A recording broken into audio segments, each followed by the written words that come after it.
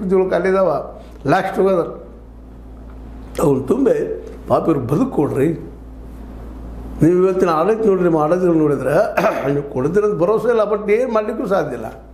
ಮತ್ತು ನಮ್ಮ ಮತದಾರರಲ್ಲೂ ಆ ತಿಳುವಳಿಕೆ ಇಲ್ಲ ಕೇಳುವಂಥದ್ದು, ಯಾರನ್ನ ಆಯ್ಕೆ ಮಾಡಬೇಕು ಅನ್ನುವಂಥದ್ದು ಎಂದು ಬರ್ತದೋ ಈ ದೇಶಕ್ಕೆ.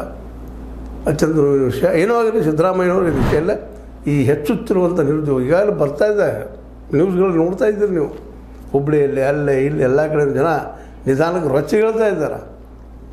ಆ ಸಣ್ಣ ಪೊಲಿಟಿಕ್ಸ್ ಇರಬೇಕಿಲ್ಲ ಅಂತಲ್ಲ, ವಿರೋಧ ಪಕ್ಷದವ್ರು ಪ್ರಚೋದನೆ ಇರ್ಬೋದಿಲ್ಲ ಅಂತಲ್ಲ, ಯಾರೋ ಇದ್ದರು ಆಡಳಿತ ಬಂದ ತಕ್ಷಣ ನೀವು ಯಾಕ್ರಪ್ಪ ಆಡಳಿತ ಪಕ್ಷದ ರೂಪದಲ್ಲಿ ಮುಂದುವರಿತೀರಿ ಅಂತೇಳಿ ಖಾಲಿ ಇದ್ದಂಥ ಮಿನಿಮಮ್ ಅವತ್ತನ್ನು ತುಂಬಿಕೊಡ್ರಿ, ಮುಂದೆ ಹಾಕಬೇಡ್ರಿ ಅನ್ನುವಂಥ ಮಾತು ಹೇಳ್ತಾ ಈ 2.84 ಲಕ್ಷ ಪೋಸ್ಟನ್ನು ತುಂಬಿರ ಎಷ್ಟೋ ಬೇಕಷ್ಟ ಸ್ವಲ್ಪ ನೋವು ಕಡಿಮೆ ಆಗ್ತದೆ.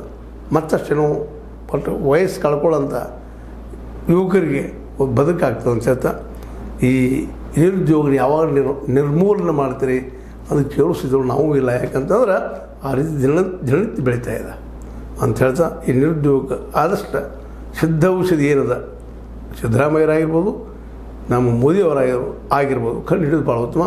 ಇಲ್ಲಪ್ಪ ಅಂದ್ರೆ ಸೋನಮ್ ವಾಂಗ್ಚುಕ್ ಹೇಳಿದ ಸತ್ಯ ಆಗ್ತದೇನೋ ಅನ್ನೋಂಥ ಮಾತನ್ನು ಹೇಳ್ತಾ ಇದು ನಿಮ್ಗೆ ಲೈಕ್ ಆಗಿರ್ಬೋದು, ಲೈಕ್ ಮಾಡಿ, ಶೇರ್ ಮಾಡಿ, ಕಮೆಂಟ್ ಮಾಡಿ, ಜೊತೆಗೆ ಸಬ್ಸ್ಕ್ರೈಬ್ ನಿಲ್ಲಿಸಬೇಡ್ರಿ. H60 ನ್ಯೂಸ್ ಅರ್ಥ ಸತ್ಯದ ಕೈಗಿರಲಿ ವಂದನೆಗಳು.